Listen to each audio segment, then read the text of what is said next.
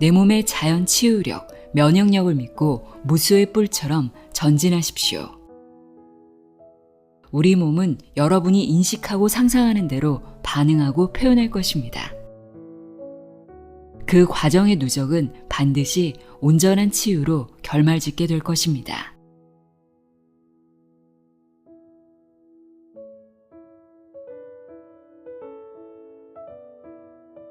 안녕하세요. 나의 소리책 갈피 소리내어 읽다입니다. 시간 가는 줄 모르고 읽은 책입니다. 암 진단을 받으신 분들뿐 아니라 건강한 삶을 원한다면 꼭 한번 읽어봐야 할 책이 아닐까 싶은데요. 생활 습관과 생각 습관만 바로잡아도 누구나 건강해질 수 있다는 희망과 용기를 심어주는 책입니다. 주마니아의 말기암 진단 10년, 건강하게 잘 살고 있습니다. 입니다. 이 책은 고치지 못한 습관은 있어도 불치병은 없다는 히포크라테스의 말을 몸소 실천하고 깨달은 자의 이야기입니다. 3명 중 1명이 암에 걸리는 시대를 살고 있는 우리에게 암이라는 문제를 해결할 치유의 길과 해법이 분명히 존재한다는 것, 우리 몸은 스스로 치유하는 치유 메커니즘이 있다는 사실을 알려주는데요. 제목에서 알 수 있듯이 시한부 6개월에 말기암을 극복한 저자의 자연 치유기입니다. 우선 저자 소개부터 읽어드릴게요. 주마니아. 암 환자들에게 각종 강의와 글을 통해 제대로 된 자연 치유를 알리고 있는 암 치유 전도사. 주마니아는 서울에서 태어나 동국대에서 정보관리학을 전공한 평범한 회사원이었다. 의학이나 건강, 자연치유와는 전혀 상관없는 삶을 살던 그가 자연치유 전도사가 된 것은 시한부 말기암을 진단받고 현대의학이 포기한 자신의 목숨을 스스로 살리고자 자연치유를 공부하고 노력하여 8개월 만에 회사에 복직할 만큼 기적같은 치유를 이룬 것이 계기가 되었다. 그는 시한부 6개월에 다발성 전이 말기 신장암 진단 후 병원에서 포기한 암 환자들이 치유된 많은 사례들을 보며 근본적인 의문을 품게 되었다. 정말 암은 죽는 병인가? 현대에 들어 급격히 암 환자가 늘어났다면 분명 그 원인과 이유가 있을 텐데 이에 대한 이해 없이 그저 생긴 암을 없애는 데에만 혈안이 되었기 때문은 아닐까? 이후 그는 암에 대해, 우리 몸에 대해, 그리고 치유 메커니즘에 대해 공부하면서 어떤 과정을 거쳐 암이 치유되는지를 이해한 후 암은 죽을 병도 죽는 병도 아님을 깨닫게 되었다. 이를 통해 그는 암의 공포에서 벗어나 치유가 일어날 수밖에 없는 우리 몸의 치유 조건들을 충족하는 노력에 집중하여 치유를 이뤄냈다. 여러분은 말기암 환자가 자연 치유를 한다고 하면 가장 먼저 어떤 생각이 드나요? 현대의학을 거부한 채 산에 들어가서 약촉해서 먹는 장면이 떠오르지 않나요? 저자는 자연 치유에 대해 이렇게 말합니다. 자연 치유는 어떤 걸 먹고 저절로 낫는 게 아니다. 자연 치유는 나를 암에서 구해줄 어떤 우상을 찾는 노력이 아니다. 우리 몸을 이해함으로써 우리 몸의 다양한 치유 조건들을 충족시키고 건강성 회복을 통해 치유를 추구하는 과정이다. 우리 몸에 무너진 방어 시스템을 복구할 수만 있다면 질병의 치유는 물론 본래의 건강한 몸으로 돌아갈 수 있다는 건데요. 이 책에는 저자의 치유 과정과 함께 우리 몸이 자연적으로 치유되기 위해 어떤 조건들이 갖춰져야 하는지 설명하고 있습니다. 특히 긍정적인 사고방식이 우리 몸의 치유 시스템을 작동시키는데 매우 중요하다는 점도 강조하고 있습니다. 건강은 건강할 때 지키는 것이 최고지만 건강을 잃었을 때 당장 어떻게 해야 하는지 그 방법을 알고 있는 것도 매우 중요하겠죠. 우리 몸은 어떤 상태에서도 치유될 수 있다는 믿음을 새겨주는 주마니아의 말기암 진단 10년, 건강하게 잘 살고 있습니다. 내용의 일부를 읽어드립니다. 귀 기울여 들어보세요.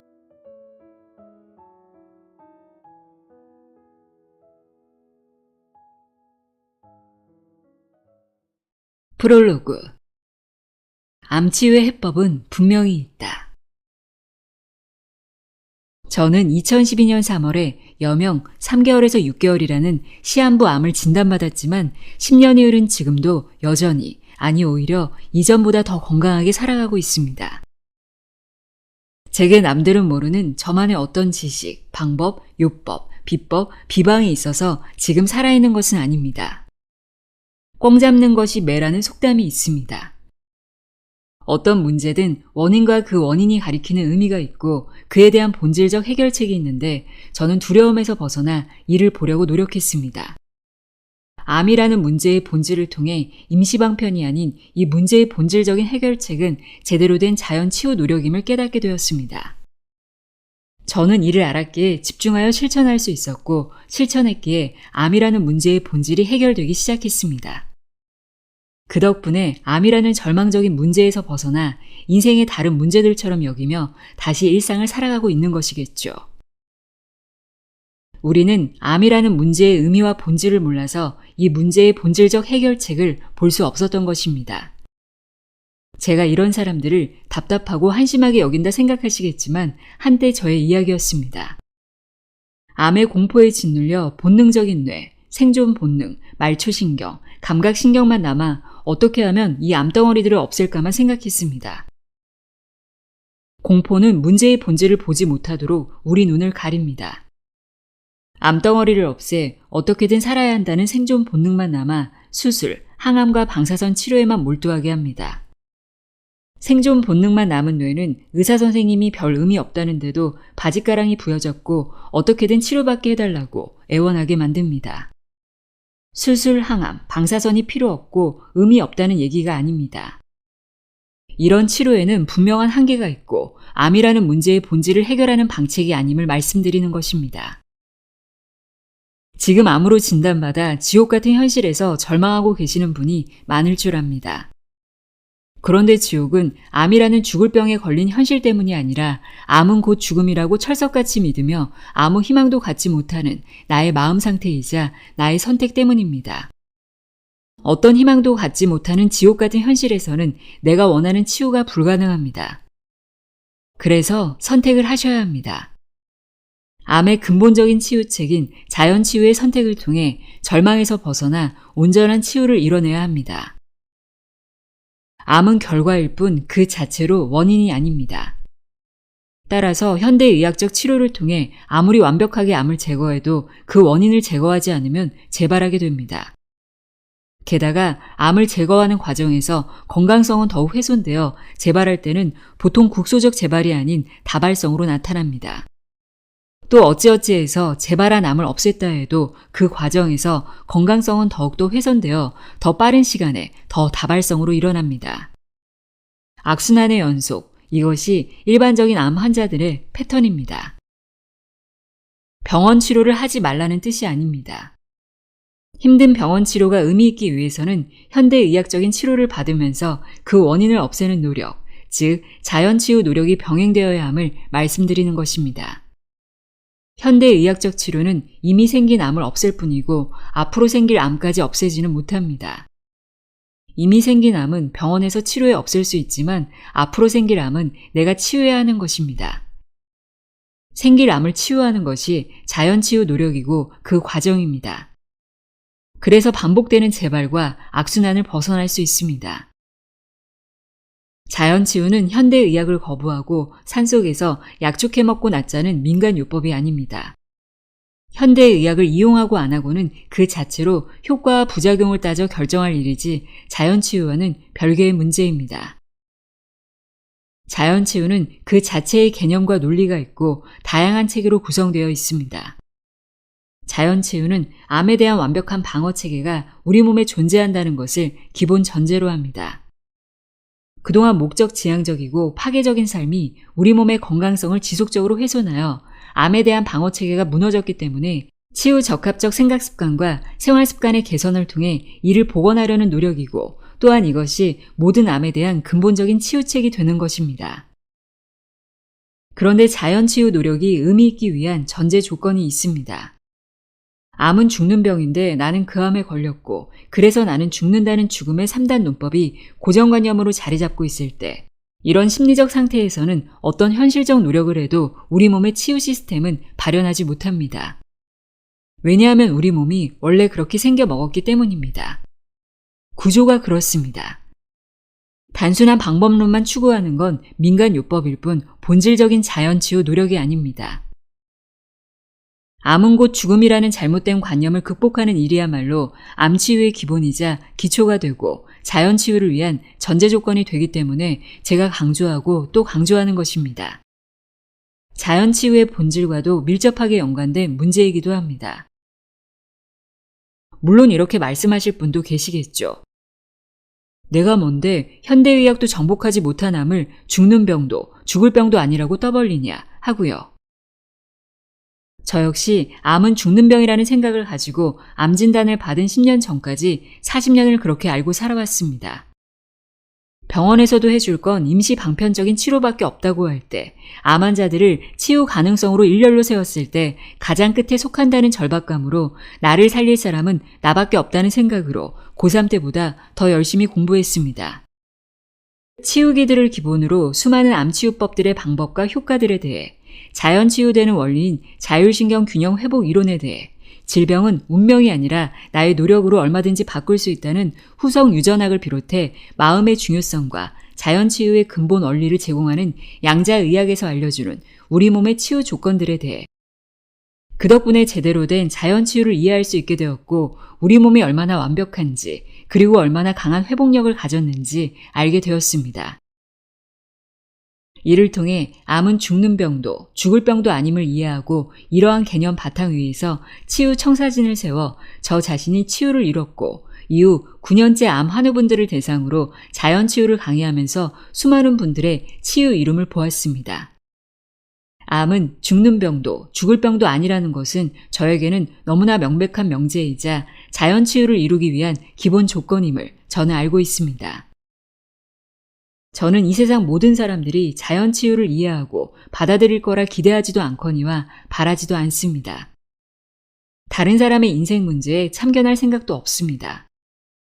인생의 어떤 문제든 본인에게 그 선택권이 있고 치병도 마찬가지죠.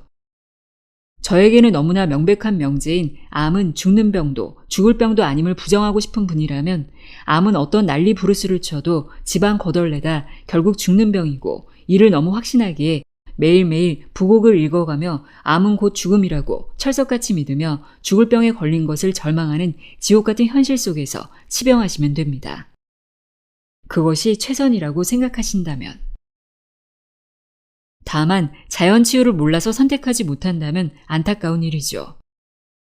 그래서 저는 강의, 카페와 블로그 등을 통해 암의 근본적인 치유책인 자연치유라는 선택지가 있음을 알려드리는 것입니다. 가급적 많은 분들이 자연치유를 받아들였으면 좋겠고 그러길 바랍니다. 저의 글이나 강의가 암이라는 문제에서 자연치유라는 바른 선택을 하는데 조금이라도 도움되길 바랄 뿐입니다.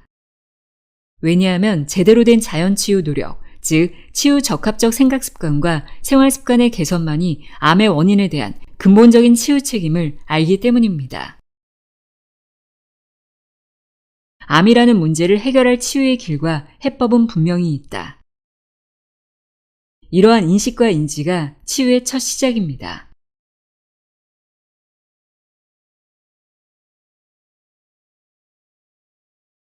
통증과 공포 속에서 내가 한 일.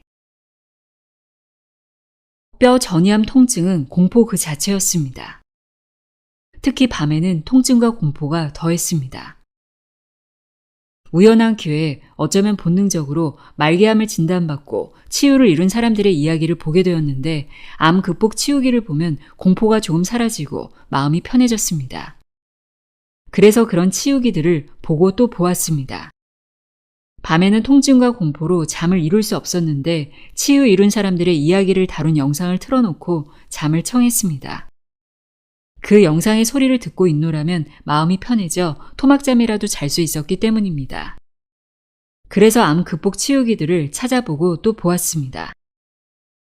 그런 사례들을 찾아보면서 말기암 진단을 받았지만 온전히 치유를 이뤄 자기가 원하는 그런 삶을 사는 사람들이 많다는 사실을 알게 되었습니다. 처음 볼 때는 그 사람들이 너무 부러웠습니다. 이 사람들은 어떤 복을 타고났기에 이런 상황에서도 나을 수 있을까? 참 부러웠습니다. 그런데 반복해서 보는 동안 암이 죽는 병이라는 인식에 근본적인 회의감을 갖게 되었습니다. 암종, 병기, 신체 어느 부위에 전이 되었나와 관계없이 치유 이룬 사람들은 존재했고 그런 사례가 반복해서 재현되고 있다는 사실을 알게 되었습니다. 이를 보면서 저는 의구심이 들었습니다. 우리나라 최고 병원의 최고 의사가 저는 살 길이 없다고 진단을 내렸고 저 역시 암이 죽는 병이라 확신하여 어떤 의심도 하지 않았는데 왜 이렇게 암종, 병기와 관계없이 반복되는 치유 사례들이 있는 것이지? 정말 암이 죽는 병인가? 하고 암은 죽는 병이라는 의심해 본 적 없는 명제에 근본적인 회의감을 갖게 된 것입니다. 역설적인 표현이지만 긍정적인 회의감입니다. 수많은 치유기들을 보면서 어쩌면 나도 이 사람들처럼 온전히 치유될 수 있을 것이라는 희망이 생기기 시작했습니다. 이를 가능케 하는 어떤 공통된 자연치유 메커니즘이 있을 것이라는 생각이 들었고 저는 반드시 치유되어야 했기에 태어나서 가장 열심히 이 자연치유 사례에 대해 그리고 자연치유 메커니즘에 대해 공부했습니다. 처음 암 진단 당시 나를 살릴 방법이 사실상 없다는 주치의의 말을 듣고 환자인 제가 할 수 있는 일은 자연치유에 대한 공부밖에 없었습니다. 하지만 그 과정은 순탄치 않았습니다. 인터넷 검색을 하고 책을 읽고 살 길을 찾아 헤매면서 대체요법을 시행한다는 병원과 의사들을 찾아 기웃거리기도 했습니다. 자연치유를 접한 이후 뭔가 이 길이 맞는 것 같다는 기대만 있을 뿐 아직 그 원리에 대한 기초적 지식이 부족한 데다 자신감도 별로 없는 상태이니 뭔가 확신 있게 그 길을 안내해줄 전문가가 필요하다고 느껴서였습니다. 수많은 치유 사례들을 본 터라 간판에 자연치유를 내걸고 있는 병원이라면 그래도 제 상태에 대한 희망적인 얘기와 함께 치유를 위한 구체적 처방도 내줄 수 있지 않을까 생각했습니다. 그때까지만 해도 저는 대체요법이 자연치유 개념을 바탕으로 하는 거라고 생각했는데 그게 얼마나 순진하고 부질없는 기대였는지를 알기까지는 그리 많은 시간이 필요하지 않았습니다. 걱정 마. 당신 얼마든지 제대로만 자연치유 노력하면 나을 수 있어. 제가 그토록 듣고 싶었던 건 이 한마디였지만 저에게 그런 말을 해주는 의사는 단 한 명도 없었습니다. 그들은 제가 처한 상황이 바람 앞에 등불이라는 사실만 확인시켜줄 뿐이었습니다. 어떤 노력도 의미 없다는 이야기를 들을 때마다 넌 어차피 죽은 목숨이야 라고 확인사살을 당하는 것 같았습니다. 대체요법을 하는 의사들 역시 각종 주사제와 면역 증강제, 이름도 낯선 특수약제 등등을 포함한 처방전과 수백만 원이 넘는 견적서를 내밀며 이 모든 걸 다 했을 때 1%의 가능성이라도 있을지 모른다고 무기력하게 말할 뿐이었습니다. 그들을 만날 때마다 제가 스스로 공부하며 갖게 된 치유에 대한 자신감과 확신까지 무너져 내렸습니다. 누가 봐도 환자에게 희망을 주는 이야기는 없었습니다. 제게 그렇게까지 말한 건 나중에 결과가 안 좋을 때를 대비한 책임 회피용이었을까요? 내가 말했잖아. 가능성은 1%도 안 된다고 하는 식으로 말입니다. 아니면 막다른 길에 내몰린 암 환자의 심리를 이용한 공포 마케팅이었을까요? 물론 저는 1%의 확률에 기댈 마음이 조금도 없었기에 뒤돌아 나왔습니다. 실망감이 컸습니다. 적어도 대체요법은 자연치유 기반에서 이루어지는 거라 믿었기에 의사는 치유 가능한지, 어떻게 해야 하는지, 불안해하는 저에게 치유에 대한 확신을 줄 거라 여겼습니다. 가능성은 없지만 이거라도 해봐라 하며 수백만 원짜리 견적서부터 내미는 의사를 만난다면 진짜 자연치유의 메커니즘을 알지 못하거나 의사로서 기본적 소양도 없는 이라고 생각하면 될 듯 싶습니다. 실제로 제가 찾아갔던 자연치유를 하는 병원의 의사들 중엔 이런 사람도 있었습니다. 선생님, 제가 자연치유를 하는 중인데요. 병원에서 처방해준 항암제를 같이 복용하는 게 좋을까요? 아니면 그냥 끊고 자연치유 노력에 전념하는 게 나을까요? 돌아온 것은 너무나 성의 없는 대답이었습니다. 글쎄요, 지금 상황에선 어느 쪽이든 큰 기대는 하지 마세요. 자연치유를 하기로 마음먹었지만 병원에서 해주는 처방을 어떤 식으로 해야 좋을지 판단할 수 없어 뭔가 정확한 기준을 세워주지 않을까 하는 기대로 찾아갔던 것이고 내심 항암제 복용하지 말고 자연치유에 매진하시라 하는 대답을 듣고 싶었던 건데 그날 의사가 보여준 반응은 제게 실망감을 넘어선 무참한 기억으로 남고 말았습니다. 심지어 어떤 의사는 저에게 지금 상황에선 어떤 난리 부르스를 쳐도 결과는 바뀌지 않으니 용쓰지 말라 라고 말하기도 했습니다. 저는 치유의 길을 구했지만 돌아온 대답은 기대하지 말라는 말뿐이니 갈수록 세상에 홀로 남겨진 고독감만 더해갔습니다. 의사도 포기한 환자의 운명이란 그런 것이었습니다. 그러나 따지고 보면 그렇게 홀로 삶의 길을 찾아 나섰던 절박함이 저를 살게 한 치유의 길로 이끌었으니 결과적으로는 고마워해야 할지도 모르겠습니다. 어쩌면 그때 거부했던 비싼 대체의학 치료 방법들도 암 치유에 어느 정도의 도움이 될 수는 있습니다. 하지만 이것도 자연치유 노력, 즉 잘못된 생각 습관과 생활 습관의 개선이 바탕이 될 때 의미가 있는 것이지 그게 아니라면 언발에 오줌 누기도 안 되는 의미 없는 수준이 됩니다. 댐이 터져 몰려오는 물기를 모래주머니 몇 개로 막을 수는 없는 노릇이니까요. 제가 비타민C 메가도스와 비타민C 정맥주사 요법에 대해 한 달여간 공부한 다음 회사 복직 후 이 치료에 대한 확신을 갖고 병원에 갔을 때도 의사의 태도는 너무나 심드렁했습니다. 환자는 뭔가 열심히 알아본 뒤에 이거 효과가 있겠구나 하고 기쁘게 얘기하는데 의사는 별 관심을 안 보이는 것이었습니다. 나중에 그 의사와 좀 더 친해진 뒤에 이런저런 대화를 나누면서 왜 그런 식의 반응이었는지를 알게 됐습니다. 병원에서 수많은 암 환자들을 봐왔지만 저처럼 좋아진 경우가 처음이라는 것이었습니다. 이렇게 지금까지 된 적이 없는데 앞으로도 될 리가 있겠느냐는 패배의식에 쌓여 있으니 자연스레 그런 반응이 나올 수밖에 없었을 것입니다. 정작 의사부터 패배주의에 빠져 있었으니 환자가 어떤 공부를 하고 무슨 가능성을 물어봐도 별다른 의미를 공감하지 못했을 겁니다. 이후 여러 의사들과 말해봤지만 제가 효과를 본 자연치유 원리에 대해 이해하거나 관심을 보인 의사는 찾아보기 힘들었습니다. 오히려 뒤늦게 저를 보고 기적이라며 놀라워하고 어떻게 투병했는지 궁금해할 뿐이었습니다. 암을 극복한 사람들이 실행했던 방법이나 내용은 천차만별이었습니다. 맨 처음에는 그중 누구 것을 따라해볼까 궁리했지만 도저히 선택할 수가 없었습니다. 저 자신이 설득되거나 이해되지 못했기 때문입니다. 어떤 특정 방법론을 선택한다는 것은 마치 제 목숨을 걸고 러시안 룰렛 게임을 하는 느낌이었습니다. 그러나 제 목숨을 확률에 걸 수는 없었습니다. 암종, 병기와 관계없이 치유 사례들이 반복해서 나타난다는 것은 어떤 메커니즘이 있다는 생각을 하게 되었고 그것을 알아야 했습니다. 이를 위해서는 우리 몸부터 알아야 했습니다. 생리학을 기반으로 우리 몸에 대해 공부하면서 많은 치유 사례들과 그 공통점을 알게 되었고 자연치유 메커니즘을 이해할 수 있었습니다. 암덩어리는 어떤 원인에 의한 결과일 뿐 암덩어리 그 자체가 원인이 아니라는 사실을, 그래서 생긴 암을 의사가 완벽하게 없애줄 수 있을지 모르지만 그것이 암치유를 의미하는 건 아니란 사실도 알게 되었습니다. 원인은 그대로 남아있기 때문에 얼마 안가 재발을 피할 수 없게 된다는 사실을. 그 원인은 나만이 없앨 수 있고 따라서 암은 누가 낫게 해주는 병이 아니라는 사실을 말입니다. 암은 파괴적인 내 삶의 방식에 기인한 세포 변질이 원인인 질병이고 따라서 암은 그 파괴적인 삶을 바꾸라는 마지막 경고, 이것이 암의 의미라는 사실도 알게 되었습니다. 암은 치유 적합적 삶의 방식으로 바꾸라는 마지막 경고이고 이를 무시한 채 의사에게 내 몸을 맡긴다고 나을 리 없다는 사실도 알게 되었습니다. 암은 무엇보다 자신이 치유의 주체가 되어야 한다는 인식을 갖는 것이 암 치유로 가는 첫걸음이라는 사실도 알게 되었습니다. 5대산에서 전업치병하다.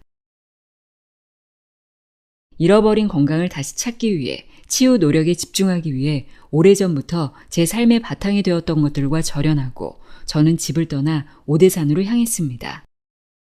치유에만 집중하기, 저는 이를 전업치병이라 이름 붙이고 치유에만 집중했습니다. 저에게 암을 가져온 물리적 관계적 공간에서 완전히 벗어나 보다 좋은 환경에서 오직 치병에만 집중할 필요를 느꼈기 때문입니다. 그렇게 5월부터 11월까지 7개월간 그곳에 머무르며 제가 공부를 통해 터득하고 있는 자연치유의 다양한 방법론을 접목하면서 그야말로 치유에만 집중했습니다. 그때의 제 모습을 생각하면 수행하는 수도자의 삶이 아마 그렇지 않을까 싶을 정도였습니다. 먹고 운동하고 쉬고 명상하고 공부하면서 오직 치유에만 몰입하며 하루 24시간을 채웠습니다. 지금도 기억이 생생합니다. 아침에 일어나 문을 나서면 푸르른 생명의 숲에서 뿜어내는 신선한 공기, 흙과 태양의 기운이 어우러져 피어내는 따뜻한 흙내음이 부드럽게 전해져 왔습니다. 저의 폐부 깊숙이 들고 나는 청명한 바람은 도시의 삶에 찌들었던 삶의 먼지들을 조금씩 씻어내주는 느낌이었습니다. 제가 치유되고 있음이 피부로 느껴졌습니다. 저의 선택은 옳았습니다. 쌍지팡이를 짚고 겨우겨우 들어간 오대산에서 저는 걷는 건 물론 산비탈을 뛰어다닐 수 있을 만큼 회복되었고, 오대산에 들어간 지 불과 7개월 만에 사랑하는 가족이 있는 집으로 돌아왔습니다. 암이 사라지기 시작하다. 오대산에서 지낸 시간이 특별한 것은 자연 치유적 원리에 기초한 모든 노력들이 집약적으로 이루어졌기 때문입니다. 자연 치유에 능통한 누군가의 지도와 처방 없이 제가 공부한 것을 제 몸에 적용해가며 변화를 관찰하는 방식이다 보니 누구도 그 결과를 장담할 수 없는 과정이었습니다. 아무런 설레도 없이 제 몸 안에서 일어나는 미세한 변화를 감지하며 어떤 선택들의 연속을 이어간다는 것은 실로 조심스럽고 어려운 일이었습니다. 초반에는 주로 누워서 지냈습니다. 운동하고 녹즙 만들어서 마시고 풍욕하고 명상하는 일 외에는 누워있을 수밖에 없었습니다. 통증도 통증이지만 온몸을 파고드는 극심한 피로감은 좀처럼 풀릴 기미가 안 보였습니다. 제 몸속 세포들의 미토콘드리아가 다 망가져 있던 탓입니다. 암 환자들이 공통적으로 느끼는 심한 피로감은 그 때문일 것입니다. 그런데 어느 날인가부터 조금씩 그러나 근본적인 변화가 일어나고 있음을 깨달았습니다.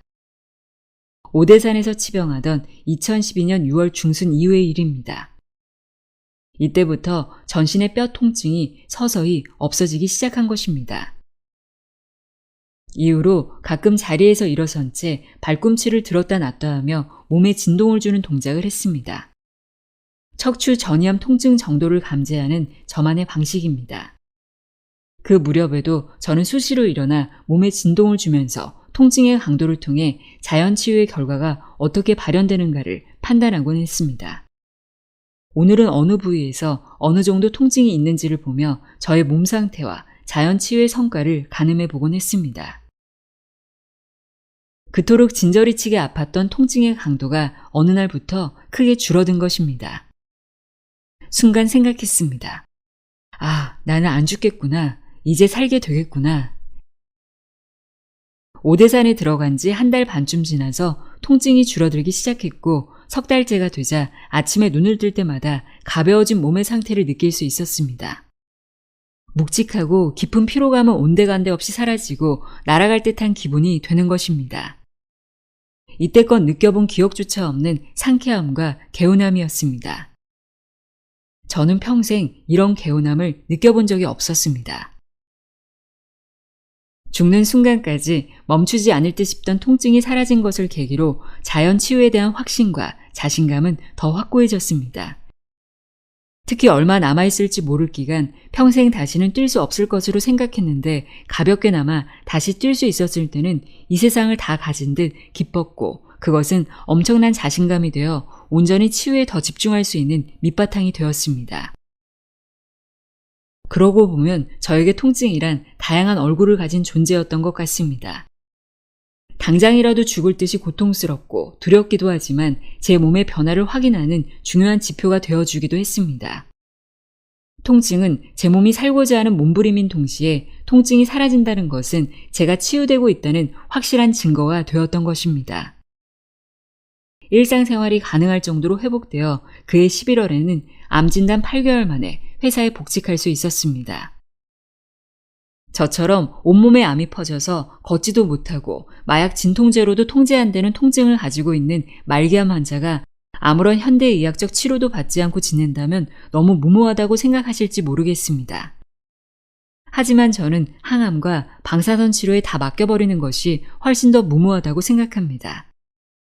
저는 존엄성과 삶의 질을 지키고 진정한 치유를 위해 항암과 방사선 치료를 받지 않은 것이지 무모해서도 무식해서도 아닙니다. 처음에는 주변에서 이런 말을 많이 들었습니다. 똑똑한 의사들 말을 들어야지 내가 뭘 한다고 내 맘대로 하느냐. 저는 이렇게 대답합니다. 자동차 정비공이 자동차 운전을 더 잘한다는 보장은 없다. 저는 생각 습관과 생활 습관의 개선을 통해 암은 자연 치유할 수 있다는 확고한 믿음과 확신을 가지고 있습니다. 그 치유 메커니즘도 확실하다고 믿고요.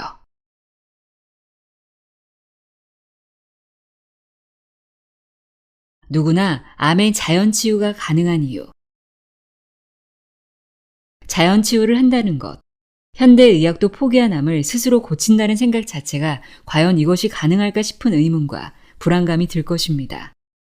처음엔 저도 그랬지만 누구나 얼마든지 치유 가능하다는 점을 아는 것이 매우 중요합니다. 타고 가던 자동차 본닛에서 불이 난다면 여러분은 어떻게 대처하시겠습니까? 우선 차에서 내려 안전을 확보한 뒤에 소화기로 불을 끄겠죠. 그런데 이렇게 생각하는 사람도 있을까요? 좀 더 지켜볼까? 혹시 저절로 꺼지지는 않을까? 불보듯 뻔하다란 말이 있습니다. 불은 저절로 꺼지지 않습니다. 불은 물을 뿌리거나 산소를 차단하거나 해서 인위적으로 끄지 않으면 모든 걸 다 태운 뒤에야 꺼질 것입니다. 암도 마찬가지로 우리 몸에 불이 난 것과 같습니다. 아무 노력도 하지 않는다면 이 암이 우리 몸에 다 번져 죽음을 피하지 못하게 될 것입니다. 제가 암에 걸린 것을 불이 난 차에 비유했는데 비유의 장점은 어떤 문제를 이해하기 쉽게 해주지만 단점은 현상의 본질을 정확히 전하지 못한다는 것입니다. 차에 불이 붙으면 반드시 외부에서 꺼야 합니다. 하지만 우리 몸에 암이라는 불이 붙었을 때는 저절로 꺼질 수가 있다는 것입니다. 이런 차이는 무엇에서 기인하는 것일까요? 차에는 자가 소화 시스템이 없지만 우리 몸에는 암이라는 불을 끌 수 있는 자가 소화 시스템이 존재한다는 것입니다. 우리 몸에 암이라는 불을 끌 수 있는 자가 소화 시스템이 있다는 사실을 모르거나 이해하지 못하는 분들이 볼 때는 기적이라 표현하겠지만 이를 알고 있는 사람에게는 당연한 일입니다. 다만 암이라는 불을 끌 수 있는 우리 몸의 자가 소화 시스템은 아무 때나 작동하는 것이 아니라 작동하기 위한 조건이 갖춰져 있어야 한다는 사실입니다. 저는 이것을 치유 조건이라 부릅니다. 그 조건이 충족되었을 때 외부의 조력 없이도 스스로 끌 수 있게 됩니다. 그런데 중요한 건 우리 몸은 친사용자 중심으로 만들어져서 그 치유 조건들을 충족하는 방법들이 그리 어렵지 않다는 점입니다. 이것이 저를 비롯하여 누구나 자연 치유를 이룰 수 있다고 말하는 이유입니다. 자동차의 구조를 전혀 모르는 제가 운전하는 일이 어렵지 않은 건 역시 자동차가 친사용자 중심으로 만들어졌기 때문입니다. 제가 운전하는 차를 타본 사람들은 운전을 잘한다고 합니다. 아주 좁은 골목길도 제 신체의 감각기관이 차체의 모든 구조에 연결된 듯 편안하고 무난하게 빠져나갑니다. 저는 차와 제 몸이 하나가 된 듯 운전이 편합니다. 하지만 저는 자동차의 구조에 대해서는 잘 모르는 사람입니다. 그런데도 저는 운전하는데 아무 문제가 없고 불편함이 없습니다. 자동차에 대한 구조적 이해가 운전 실력과는 별 상관이 없기 때문일 것입니다. 역으로 자동차를 만드는 공학박사나 정비사 같은 전문가들이 모두 운전을 잘하는 건 아닙니다. 아마도 어떤 물건을 만드는 일과 그것을 사용하는 일은 전혀 다른 영역이기에 그럴 것입니다. 제가 차의 모든 물리적, 전기적, 기계적 메커니즘을 이해해야 운전할 수 있다면 저를 포함한 대부분의 사람들에게 운전은 불가능한 일이 될 것입니다. 하지만 그렇지 않습니다. 이와 비슷하게 우리 몸은 매우 복잡하지만 우리 몸의 모든 치유와 관련된 생리현상을 세포 단위의 차원에서 모든 걸 이해해야 치유 가능한 건 아니라는 의미입니다.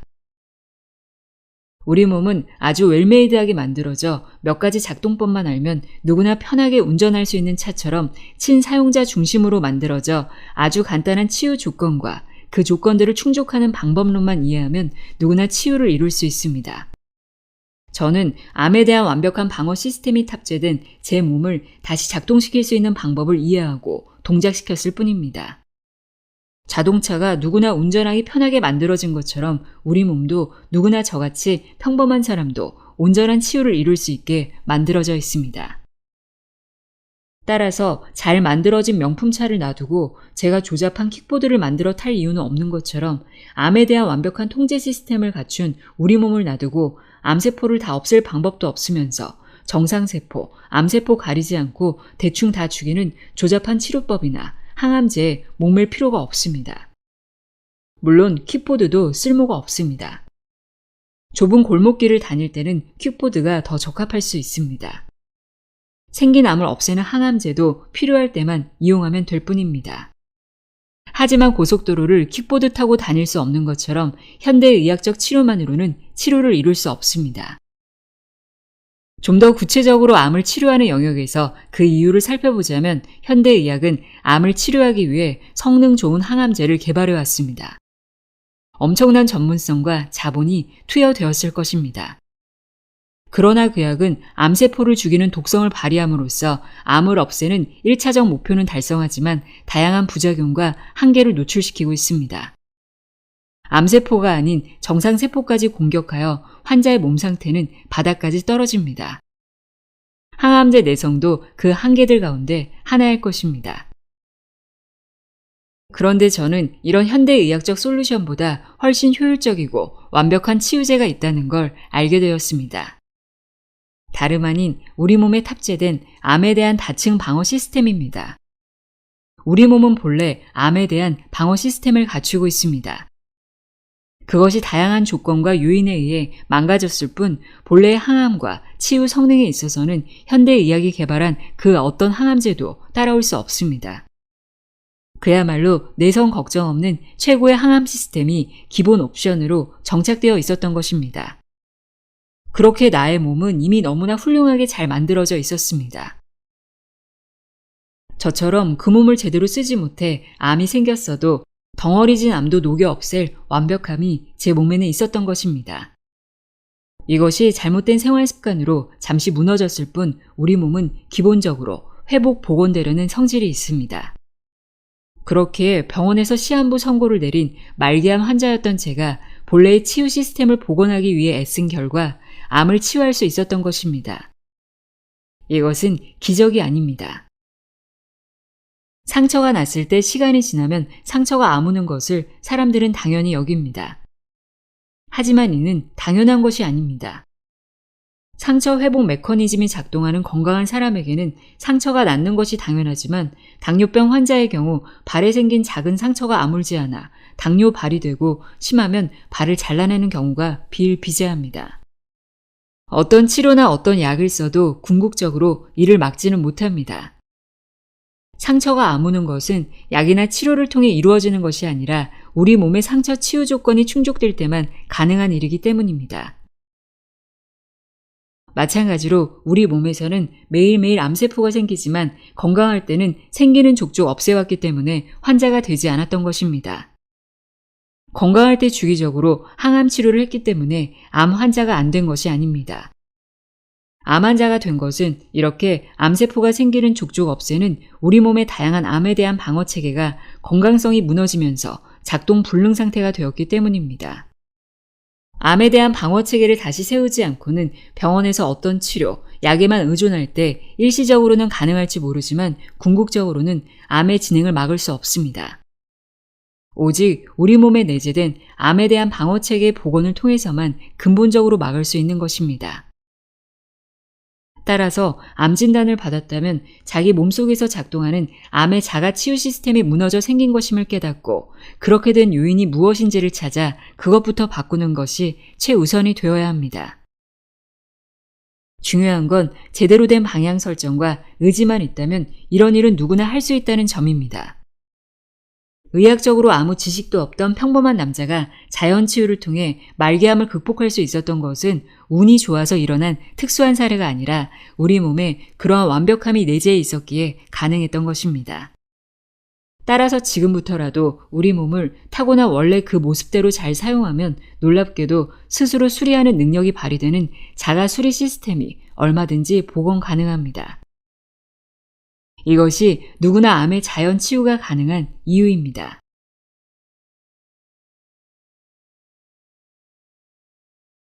우리 몸의 완벽함과 자율신경. 우리 몸의 완벽함은 자율신경 시스템이 그 근간이 됩니다. 이 자율신경 시스템은 컴퓨터 운영체계에 비유됩니다. 컴퓨터 운영체계가 문제 생겼을 때 다른 부분들이 문제없이 가능하더라도 컴퓨터는 작동 불능 상태가 되듯 자율신경에 문제가 생겼을 때 우리 몸의 완벽함 역시 작동 불능 상태에 빠집니다. 우리 몸 대부분의 기능들은 나의 명령이나 의지와 관계없이 작동됩니다. 내가 달리기를 할 때 나의 근육세포들에 충분한 산소와 당을 공급하기 위해서는 어느 정도의 심박수가 적당한지 계산하여 심장 박동수를 조절하지 않아도 됩니다. 만약 나의 의지로 심장을 조절할 수 있다면 깜빡 조는 사이 심장 뛰게 하는 걸 잊어 나는 죽게 될지도 모릅니다.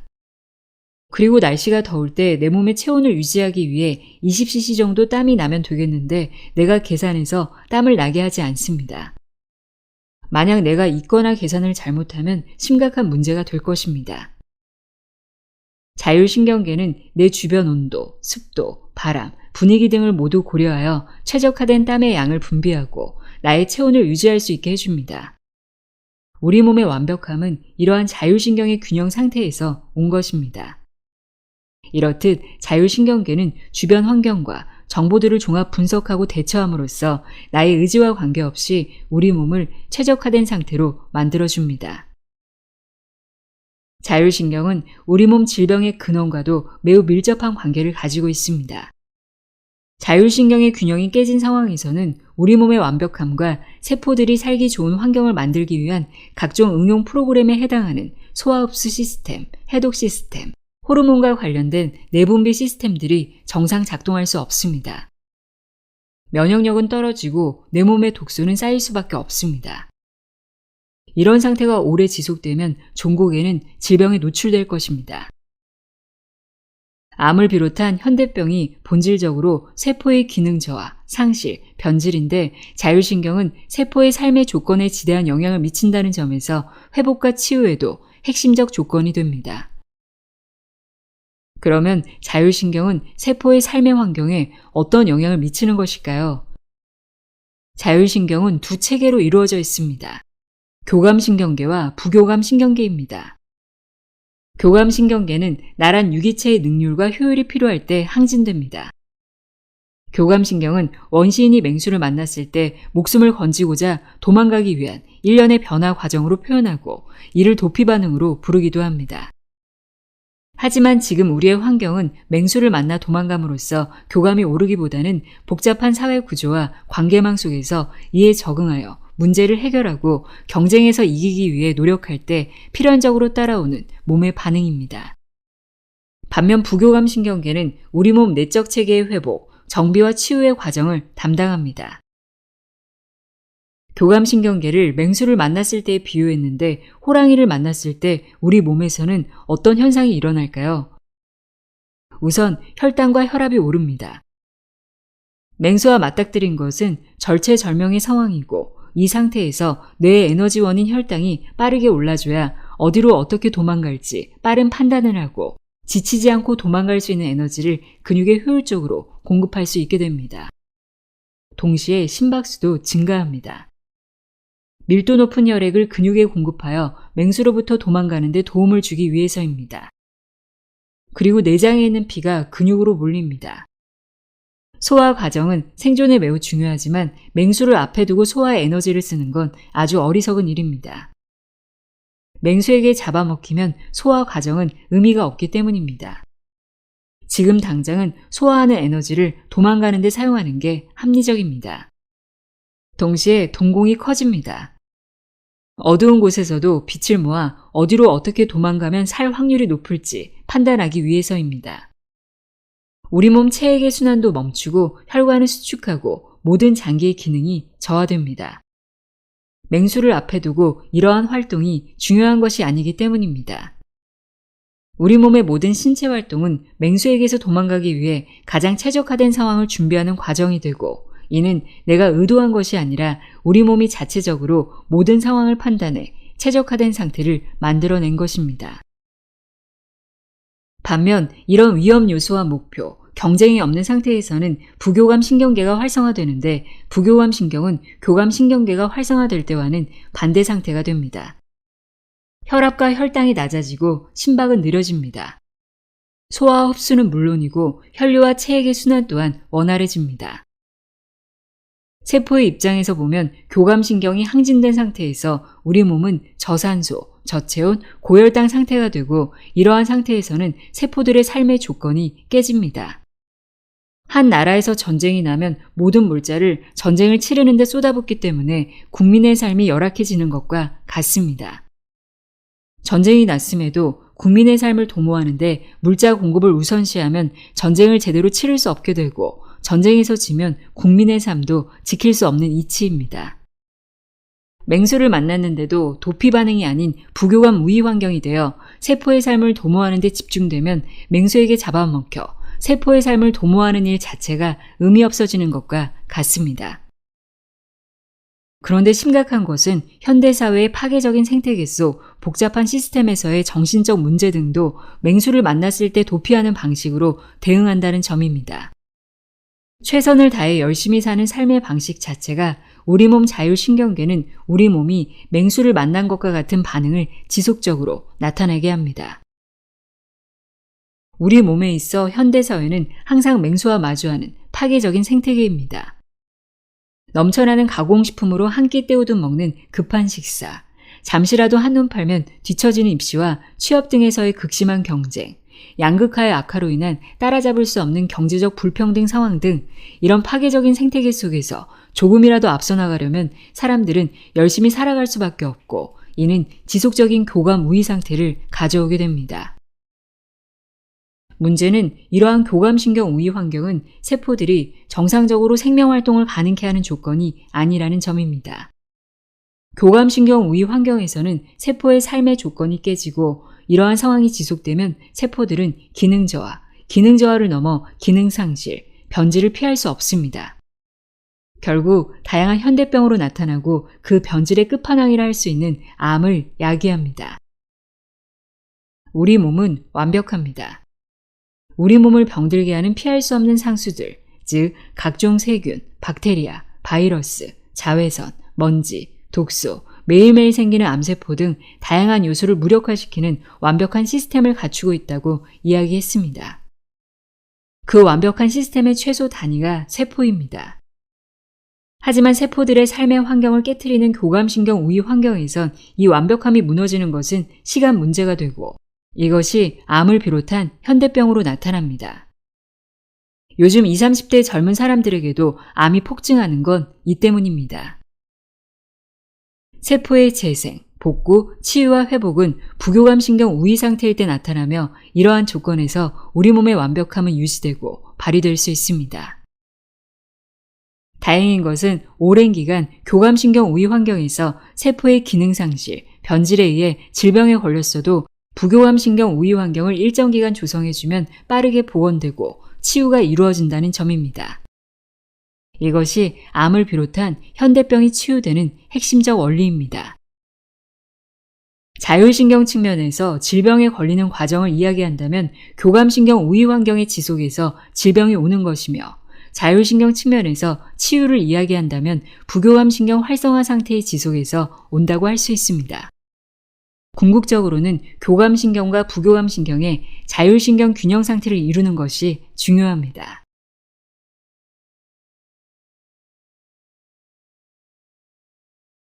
암치유 식이요법의 원칙들과 구체적인 방법들. 50여 년 전 미국에서 의료비가 국가 재정에 부담이 될 정도로 폭증하자 그 원인을 파악하기 위해 미국 국민들의 질병과 건강에 대한 포괄적인 조사가 이루어집니다. 그 결과 유명한 맥거번 리포트가 나옵니다. 여기서의 결론을 간단히 소개하면 암이나 심장병 같은 여러 가지 만성질환은 정제 가공식과 육식 위주의 그릇된 식생활이 낳은 병이다. 이런 현대병은 병원에서 약으로는 치유할 수 없다. 현대병은 음식을 바꿔야 고칠 수 있으며 지금 당장 식생활 개선에 온 힘을 기울여야 한다는 것입니다. 이 보고서가 나온 것이 10년, 20년 전도 아니고 무려 50년 전입니다. 하지만 여전히 현대의학은 3대 요법만 고수하고 있습니다. 어느 학자는 대중의 인식을 바꾸는 데에는 확실한 증거만으로는 부족하다. 그 이상의 무언가가 필요하다. 라고 강조했습니다. 천동설과 지동설이 그랬고 레몬이 괴혈병을 치료한다는 사실을 밝힌 논문이 나온 지 50여 년 가까이 지나서야 표준 치료로 받아들여졌는데 그 사이 수많은 사람들이 처참하게 죽어나간 후였습니다. 저는 생각 습관과 생활 습관을 바꿈으로써 자연 치유력, 항상성, 면역력을 높여 암을 치유하는 기본 방식에 수술, 항암, 방사선의 3대 요법이 보조 요법이 되어야 한다고 믿는 사람입니다. 그 이유에 대한 증거는 차고 넘친다고 생각합니다. 우리가 그것을 보면서도 받아들이지 못할 뿐입니다. 여기서 말하는 생활 습관의 가장 큰 부분을 차지하는 것이 식습관입니다. 식습관이 절대적이지는 않지만 암을 비롯한 모든 현대병 치유의 기초이자 기본입니다. 즉 암을 이기는 데 충분 조건은 아니지만 필요 조건이라고 말씀드릴 수 있습니다. 암의 식이요법으로 저는 2가지 목표를 설정합니다. 첫째, 혈당 피크가 없는 낮은 일정한 혈당 유지하기. 이는 정상 범위 안에서의 변동 없는 안정된 혈당을 목표로 합니다. 저혈당을 목표로 하는 것이 아닙니다. 저혈당은 목숨을 잃을 수 있을 정도로 매우 위험합니다. 대부분의 저혈당은 당뇨병 등 혈당 조절이 안 되는 사람들에게서 급격한 혈당 변화로 인해 인슐린이 과도하게 분비되면서 일어나는 경우가 많습니다. 이는 우리 몸이 아직 면역력이 갖추어지지 않은 상태에서 변동 없이 낮은 일정한 혈당을 유지함으로써 포도당 대사 능력이 뛰어난 암이 크는 것을 최대한 막고 그 사이 우리 몸을 해독하고 인슐린 저항성을 개선해 면역력이 살아나게 하는 기본 조건을 갖추기 위해서입니다. 둘째, 가공된 정제 탄수화물, 동물성 단백질과 지방은 일절 금하고 다양한 비타민, 미네랄, 식이섬유, 효소, 피토케미컬 등을 일반인의 섭취량에 비해 다량 섭취하기. 선진국일수록 암이 많고 후진국에는 암이 적다고 합니다. 잘 먹고 잘 사는 국가일수록 암이 많다는 의미입니다. 잘 사는 우리나라는 암이 넘쳐나지만 유전 형질이 같은 북한에는 암이 거의 없다고 합니다. 잘 먹고 잘 사는 나라들에서 왜 암이 많을까요? 무엇을 먹느냐가 중요합니다. 앞서 언급한 것처럼 식품이 산업화되면서 암을 비롯한 현대병은 급증하기 시작했습니다. 대부분의 잘 사는 나라들이 고칼로리, 고지방, 고단백 위주의 정제 가공식품과 과도한 동물성 식품 위주의 서구화된 식단을 따르고 있는데 이것이 암화된 몸을 만드는 1등 공신이라는 의미입니다. 미세 영양소들이 깎여나간 정제 가공식품을 과하게 섭취할 때 다양한 대사적 문제들이 생기고 고칼로리 음식을 소화하는 과정에서 다량의 활성산소가 발생하면서 유전자 변형을 일으키게 됩니다. 이 때문에 우리 몸에서 현대병의 근간인 대사적 문제들을 해결하고 활성산소를 제거하려면 항산화 성분들의 충분한 섭취와 함께 각종 암을 예방하고 몸을 해독하기 위해 기존처럼 정제 가공식품 위주로 잘 먹어야 하는 것이 아니라 각종 비타민과 미네랄, 식이섬유, 수많은 효소, 다양한 피토케미컬들이 듬뿍 함유된 자연식 위주로 먹어야 합니다. 몸을 해독하려면 간에 다량의 비타민과 미네랄이 있어야 합니다. 해독이 먼저 이루어지지 않으면 암 친화적인 몸의 환경이 바뀌지 않습니다. 그렇다면 이 2가지 목표를 달성하기 위해 구체적으로 어떻게 해야 할까요? 1. 육식 금하기. 생선, 달걀, 가금류 포함 1년간은 필수. 고기에는 과다 섭취했을 때 암의 원인이 되는 단백질, 지방이 많이 들어있고 정상적 대사 회복을 위한 비타민, 미네랄, 효소, 식이섬유, 피토케미컬은 거의 없거나 전혀 없습니다. 또한 동물성 식품에는 암을 키우는 성장 인자 물질이 다량 함유되어 있습니다. 물론 우리 몸의 건강을 위해서는 일정량의 단백질, 지방이 필요합니다. 하지만 현미와 과일, 채소에도 다 들어있으며 특히 콩과 식물성 음식으로도 충분히 가능합니다.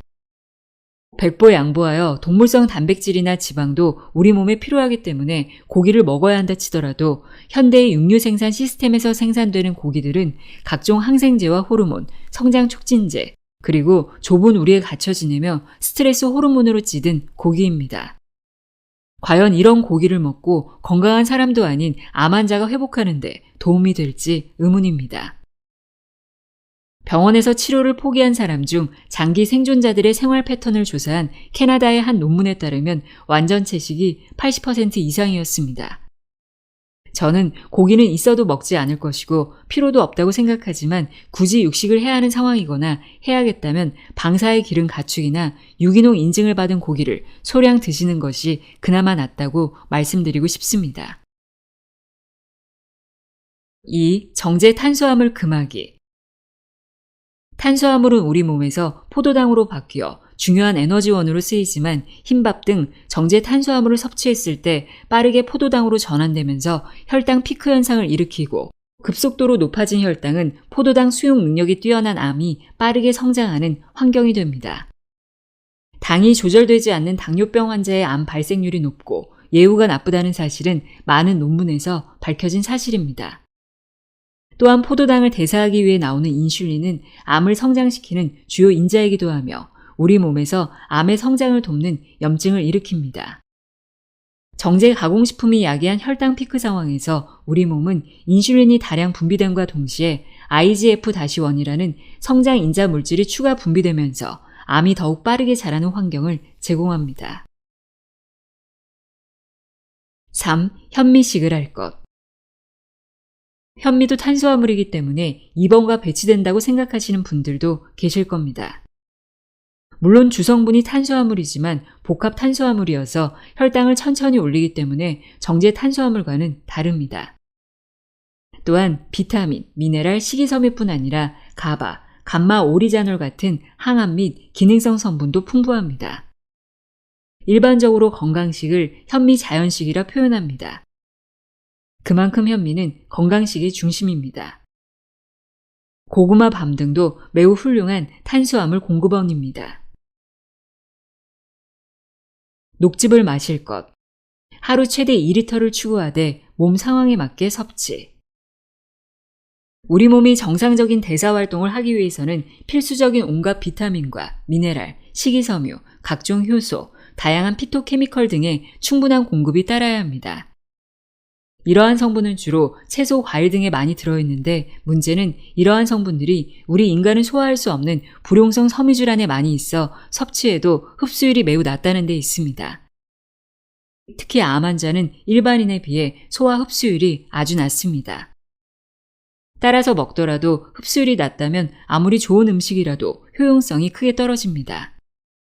이 때문에 순수한 비타민, 미네랄, 각종 효소, 다양한 피토케미컬들을 충분히 섭취하기 위해서는 불용성 섬유질을 제거한 순수 진액인 즙 형태로 드셔야 하는 겁니다.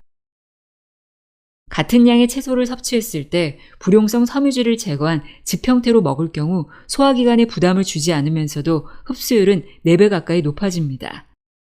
이는 같은 양의 채소를 먹더라도 즙 형태로 섭취하면 소모성 질환인 암 환자들이 소화 흡수하는데 에너지를 최소한으로 쓰면서도 훨씬 많은 유효 성분들을 섭취할 수 있다는 의미입니다.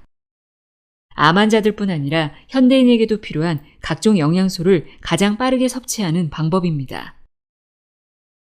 또한 섬유질도 혈당 피크를 막아주고 장 건강이 필수적이기에 식사할 때 생채소, 현미, 껍질째 먹는 과일 등을 통해 충분히 공급해 주어야 합니다. 우리 면역의 70%를 장이 관장하는데 장 건강의 핵심은 세균총의 균형에 있고 그 균형을 이루기 위해서는 유산균의 먹이인 섬유질을 꼭 섭취해야 합니다. 5. 암에 좋다는 특정 음식 과용하지 않기. 자연치유는 건강성을 회복하려는 노력입니다. 식이에서 건강성 회복을 위한 중요한 조건은 필요 영양소들의 균형이지 특정 성분의 과잉에서 오는 것이 아닙니다. 미세 영양소들은 상호 영향을 받으며 팀플레이를 하기 때문에 균형이 핵심입니다. 편중된 식사는 이 균형을 깨기 쉽습니다. 기본적으로 음식은 약이 아닙니다. 알아야 할 것은 특정 음식이나 성분이 암에서 우리를 절대 구할 수 없다는 사실입니다. 물론 한 가지 음식을 먹고 암을 이겼다고 주장하는 분이 많이 있습니다. 저는 그 음식 때문에 암이 나았다고 생각하지 않지만 만약 100번 양보해서 그 음식 때문에 암이 나았다 해도 사람마다 암종이 다르고 체질이 다르며 약효를 나타내는 양도 천차만별입니다. 목숨을 담보로 아주 낮은 확률의 유행을 바라고 도박하는 것과 다를 바 없는 일입니다. 치유 시기의 본질은 필요한 에너지를 충분히 얻는 식사 과정에서 우리 몸의 건강성을 유지하기 위한 정상적 대사 활동에 빠져서는 안 될 필수 아미노산, 필수 지방산, 여러 비타민과 미네랄, 식이섬유, 각종 효소, 다양한 피토케미컬 등이 충분히 공급받고 식사 과정에서 우리 몸을 병들게 하는 색소를 비롯한 각종 첨가물, 정제설탕과 정제소금, 트랜스지방 등 나쁜 지방, 방부제, 독소 등은 철저히 배제된 식사를 하는 것이라고 정리할 수 있습니다. 이러한 식사의 구체적인 방법들로 현미채식, 가공을 최소화한 자연식, 녹즙, 선식 등을 제시하는 것입니다.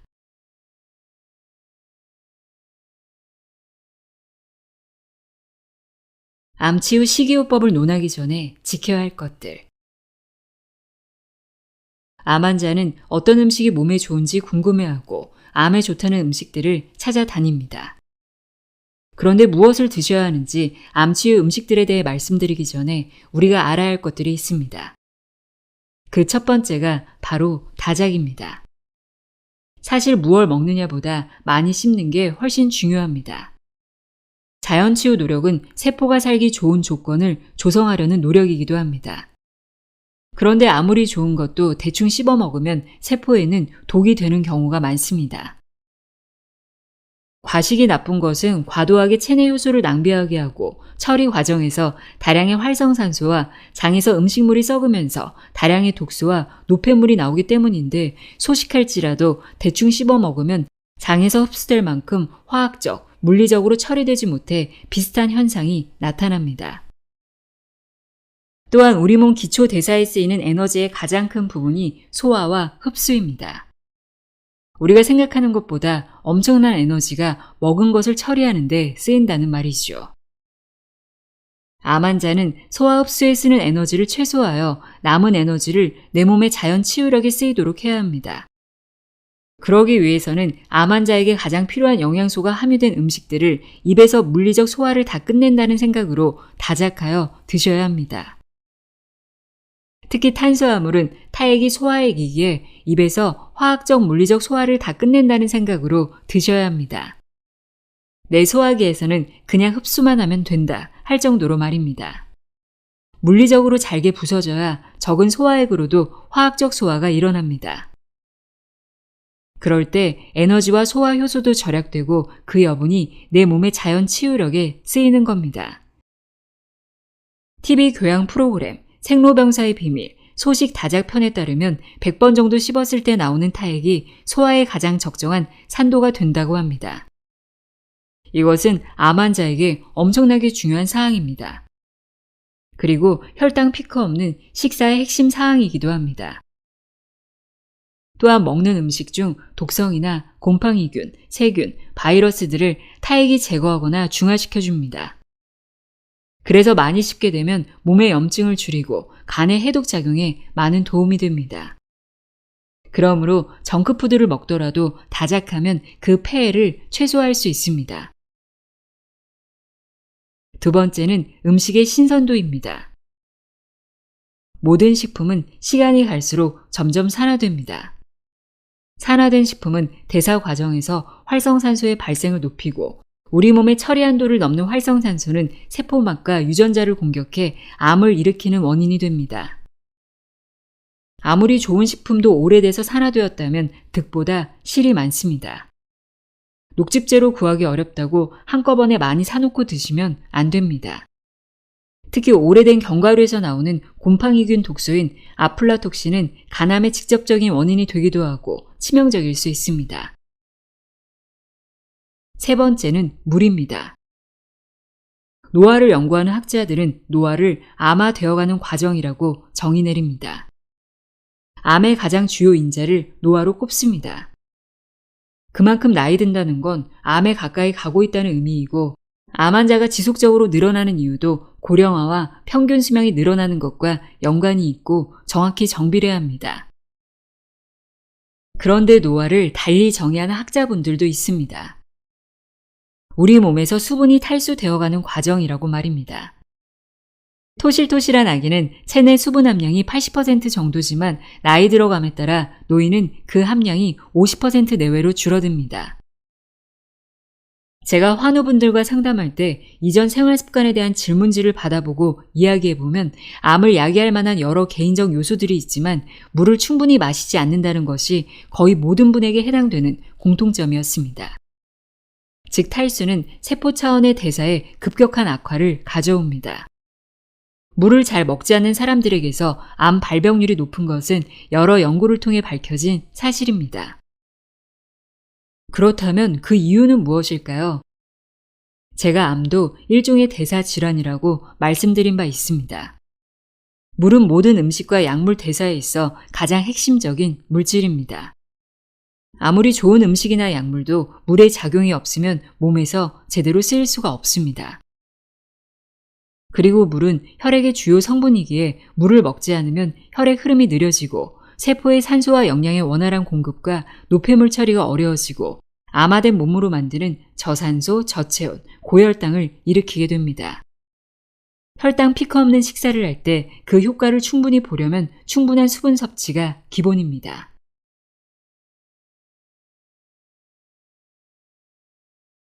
생각의 힘, 상상하면 이루어진다. 암을 진단받고 마음과 몸, 정신과 건강 등 다방면으로 공부하면서 알게 되었습니다. 정신과 육체는 분리되어 있는 것이 아니라 아주 밀접하게 연결되어 있다는 것을. 아니, 단순히 연결되어 있는 정도를 넘어 우리 몸은 자신의 생각을 담아 그대로 반영한다는 사실을 알게 된 것입니다. 면역학자들은 사람의 생각에 따라 면역세포의 활성도에 바로 반영되기에 면역세포를 몸속에 떠다니는 뇌세포 같다고 하는데, 즉 마음속의 생각을 우리 신체가 표현하고 있는 것입니다. 우리 몸을 이루는 세포는 기계 부속품처럼 따로 혼자 놀고 있는 외톨이가 아닙니다. 세포는 나의 생각에 영향을 받고 다른 세포들과 통신 교류하면서 우리 몸이 외부 변화에 유기적으로 대응하며 항상 최상의 상태를 유지할 수 있도록 노력합니다. 나의 생각과 태도는 호르몬, 신경, 파동을 통해 즉각 모든 세포들에게 전달되고, 특히 면역세포들은 나의 생각과 태도에 따라 활성도가 결정됩니다. 나의 심리 상태에 따라 뇌파도 달라집니다. 생각은 신기루처럼 잠시 내 머릿속에 머물다 사라지는 아무런 힘이 없는 그런 존재가 아닙니다. 생각은 강력한 에너지이고 내 몸에 물리적 흔적을 남깁니다. 부정적인 생각과 그에 따른 감정은 내 몸의 자율신경 체계의 불균형, 호르몬 시스템의 불균형, 대사 체계의 불균형을 가져와 세포는 물론이고 조직 및 장기 변질과 기능 이상을 가져와 오랜 시간 지속되면 질병을 야기합니다. 반대로 긍정적인 생각과 그에 따른 감정은 자율신경 체계의 균형과 치유 호르몬의 분비, 대사 체계의 정상화를 가져와 빠른 회복과 면역력 향상, 치유력의 제고로 우리 몸에 나타납니다. 이런 원리를 이용해 생각의 힘을 의도적으로 자신의 치유제로 활용하는 가장 강력한 방법이 바로 상상요법입니다. 우리 몸은 세포들로 이루어져 있습니다. 이 세포 하나하나가 몸 안에서 자신만의 역할을 다할 때 우리 몸의 완벽함은 유지되고 제대로 기능할 수 있습니다. 즉 덩어리진 암도 녹여버릴 우리 몸의 완벽함, 그 최소 단위가 세포인 것입니다. 세포 하나하나는 각자 독립된 생명체입니다. 상상요법과 치유학원 등은 나의 세포들에게 최고 사령관으로서 나의 의지와 의도를 정확히 전달하여 그에 부합하게 기능하도록 하기 위한 최고의 전달 방법이자 노력 체계인 것입니다. 우리의 감각기관 중 가장 강력한 것이 시각입니다. 상상요법의 핵심은 나의 의도와 뜻을 가장 강력한 감각기관인 시각으로 형상화하는 데 있습니다. 시각은 인간 정보 수집에 있어 90% 이상 차지합니다. 절대적입니다. 게다가 즉각적이고 가장 강력합니다. 다양한 심상요법 중 시각화하는 상상요법이 가장 빠르고 강력한 효과가 있는 이유입니다. 저는 면역세포들이 암세포를 죽이는 영상을 보고 이를 내 몸에서 이루어지는 모습으로 시각화하는 상상요법을 하루 3번씩 했습니다. 면역세포가 암세포를 죽이는 영상을 보고 내 몸에서 이루어지는 것으로 상상하든, 폭격기가 암세포를 파괴하는 상상을 하든, 아님 기관총으로 암세포를 쏴서 다 터뜨리는 상상을 하든, 삽으로 퍼내든 상관없습니다. 이 시각화된 상상을 통해 가장 효율적이고 즉각적으로 우리 몸 면역세포들의 변화와 내 몸의 치유력을 촉진할 수 있습니다. 이렇게 공짜로 할 수 있는 상상요법, 심리학적 요법들이 몇천만 원에서 억대까지 한다는 면역 증강제, 면역세포 요법보다 훨씬 효과적이라는 사실을 믿는 분은 거의 없을 겁니다. 암을 그저 편하게 의사가 처방하는 주사나 치료제로 치유하려 하지 말고 나의 변화와 노력을 통해 치유하려고 노력하셔야 합니다. 그것이 근본적이고 진정한 치유법이 될 것이고 꾸준히 하다 보면 몸의 변화를 통해 알게 될 것입니다. 상상요법을 비롯한 자기최면요법은 나의 세포, 내 몸을 바꾸는 아주 훌륭한 도구이지만 이와는 비교할 수 없이 중요한 것이 있습니다. 바로 나의 무의식을 바꾸는 것입니다. 우리 몸을 지배하는 것은 사실 의식이 아니라 무의식입니다. 우리 몸의 90% 이상이 무의식의 지배를 받는다고 합니다. 잠을 자든 밥을 먹든 24시간 나를 지배합니다. 상상요법 등은 우리 몸의 10% 작용하는 의식의 훈련일 뿐이고 90%나 되는 무의식을 바꿀 수 있다면 최면요법과는 비교할 수 없이 큰 것입니다. 특히 암에 대한 내 의식을 넘어선 무의식의 공포를 극복하지 못하면 어떠한 치유 노력도 사상 누각에 불과합니다. 왜냐하면 무의식은 24시간 나를 지배하기에 암은 죽는 병이라는 공포로 점철된 무의식의 관념 그 자체가 가장 강력한 부정적 자기 최면이자 거꾸로 상상요법이기 때문입니다. 이는 제가 수없이 얘기한 다른 사람들은 너무 뻔한 얘기한다고 무시하면서도 그 중대성, 중요함을 전혀 인식하지 못하는 것이 암은 곧 죽음이라는 관념과 인식인데 이는 가장 강력한 거꾸로 치유에 반하는 상상요법입니다. 그러면 암에 대한 죽음의 무의식을 바꾸려면 어떻게 해야 할까요? 공부를 통해 진실을 아는 것입니다. 하지만 진실을 알았다 해도 무의식의 공포는 곧바로 바뀌지 않습니다. 학창시절 알고 있다고 생각하는 것도 반복해서 숙지하지 않으면 시험 문제로 나와도 틀리듯이 끊임없는 공부를 통한 반복된 인식을 통해 조금씩 바뀌고 사라지는 것입니다. 제대로 된 방향으로 자연치유를 해서 좋은 결과를 얻는 상황이라도 보통 6개월 전후로 위기 상황이 옵니다. 그리고 많은 경우 이를 극복하지 못하고 실패합니다. 물론 저에게도 그런 위기가 있었고 반복된 공부와 인식의 재무장을 통해 극복할 수 있었습니다. 암은 죽음의 병이 아니라 자신의 건강성을 회복하는 노력을 통해 이전에 환우 자신이 가지고 있던 암에 대한 방어 체계를 다시 세우면 암은 저절로 없어진다는 사실. 그 진실을 알게 됐을 때 내 무의식은 그 자체가 치유를 가져오는 가장 강력한 상상요법이 됩니다. 저는 침대에 누워 고개조차 돌리기 어려운 상황에서도 직장에 복귀해 일하는 모습을 그리며 의식적 상상요법을 했고 운동하면서도 암세포가 정상세포로 바뀌라고 면역세포들이 암세포들을 다 없애라는 주문을 외우기도 했습니다. 동시에 치유 청사진을 수립하고 암에 대한 관념을 바꾸는 무의식적 치유 상상요법을 했습니다. 내 몸의 자연 치유력, 면역력을 믿고 무수의 뿔처럼 전진하십시오. 우리 몸은 여러분이 인식하고 상상하는 대로 반응하고 표현할 것입니다. 그 과정의 누적은 반드시 온전한 치유로 결말짓게 될 것입니다. 암 치유의 핵심 중 핵심, 치유 청사진. 잘 정비된 땅 한 필지가 있습니다. 땅 주인은 그 땅의 가장 저렴한 비용으로 멋들어진 집을 지으려고 합니다. 이 땅 주인처럼 당연히 누구나 저렴한 비용으로 멋진 집을 갖고 싶어 할 것입니다.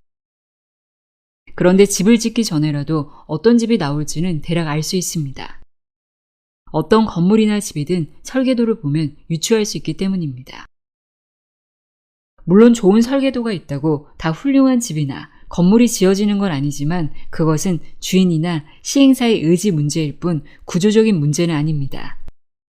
다시 말해 설계도 없이 멋진 집이나 건물이 나오는 건 계집 정도라면 모를까 불가능에 가까운 일일 겁니다.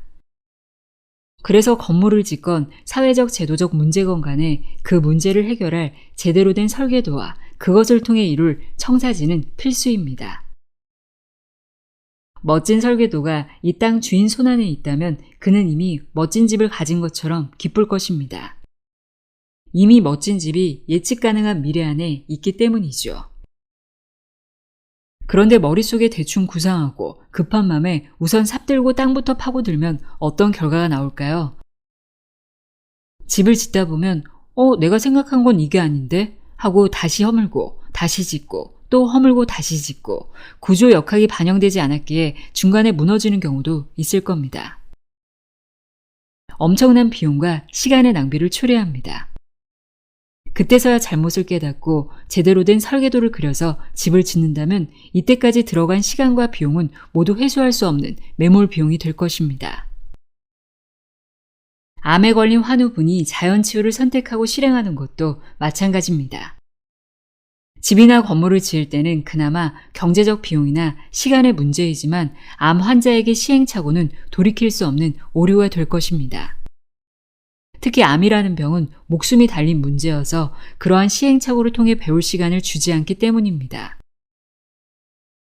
집을 지을 때는 내가 원하는 집의 특징과 구조, 동선 등을 수없이 상상해서 구체화하는 작업이 우선되어야 합니다. 그래서 완벽하게 내가 원하는 집의 설계도가 완성되었을 때 땅을 파고 집을 짓는 작업에 들어가야 매몰 비용의 낭비를 막고 가장 저렴한 비용으로 내가 원하는 멋진 집을 가지게 될 것입니다. 구상하는 과정에서 완성되기까지야 설계도가 마음에 안 들면 찢어버리고 다시 그리면 됩니다. 암에 걸리고 나서 처음부터 자연치유를 선택하든 병원을 전전하다 병원에서조차 거부당하고 어쩔 수 없이 자연치유를 선택하든 언제 자연치유를 하기로 결정하느냐는 핵심적인 사항은 아닙니다. 제대로 된 치유 설계도를 가지고 실천하느냐에 치유의 목표를 이룰 핵심이 있는 것입니다. 대부분의 경우처럼 자연치유를 한다면서 암에 좋다는 몇 가지를 챙겨 먹고 자연치유를 하겠다는 것은 설계도 없이 집을 짓겠다는 생각으로 땅부터 파는 행위와 다를 바 없습니다. 자연치유를 너무 우습게 보는 것이죠. 아니, 무엇이 자연치유의 핵심인지도 모르고 자연치유한다며 하고들 있죠. 이래가지고서야 결코 좋은 결과, 멋진 집을 가질 수 없을 것입니다. 모든 방법론은 나의 치유 청사진 구현에 부합한 한 목적적이어야 합니다. 치유 청사진은 우리 몸에 대한 이해와 자연치유 과정에 대한 전반적인 이해를 통해 치유 이룸을 확신할 때 수립됩니다. 암 환자 중 자연치유를 하는데도 대부분 암치유에 실패하는 것은 자연치유 노력 자체가 틀려서가 아닙니다. 그건 청사진 없이 자연치유 방법들을 흉내낸 것일 뿐이기 때문입니다.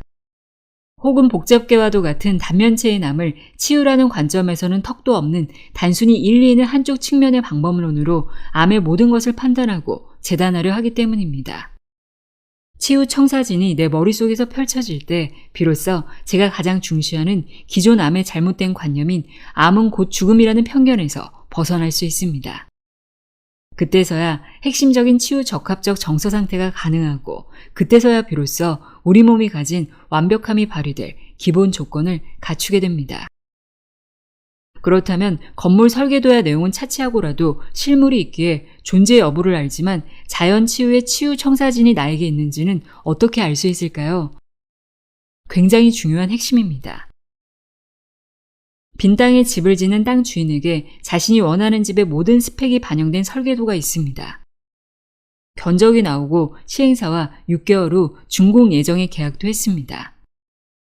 6개월 후는 비록 미래이지만 땅 주인은 6개월 후 이 빈 땅에 내가 원하는 멋진 집을 갖게 될 것임을 믿어 의심치 않을 것입니다. 이미 내가 원하는 집을 가진 것처럼 기쁠 것입니다. 땅 주인에게 지금은 빈 땅이지만 6개월 후는 멋진 집이 지어져 있을 것임은 불확실한 미래가 아닌 손에 잡히는 미래이기 때문입니다. 마음이 설레고 너무나 기쁜 마음으로 집이 지어지는 모습을 보게 될 것입니다.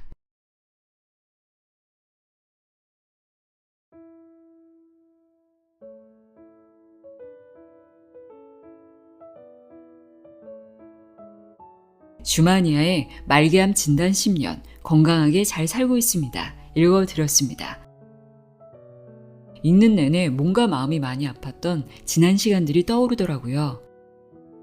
자연치유에 대한 개념을 좀 일찍 알았더라면 하는 아쉬움도 올라오고 지금이라도 알아서 참 다행이다 라는 생각도 들고 만감이 교차했는데요. 자연치유에 대한 올바른 개념과 철학을 알려준 고마운 책이었습니다. 여러분들에게도 유익한 책, 유익한 시간이었길 바랍니다. 오늘도 함께 해주셔서 고맙습니다.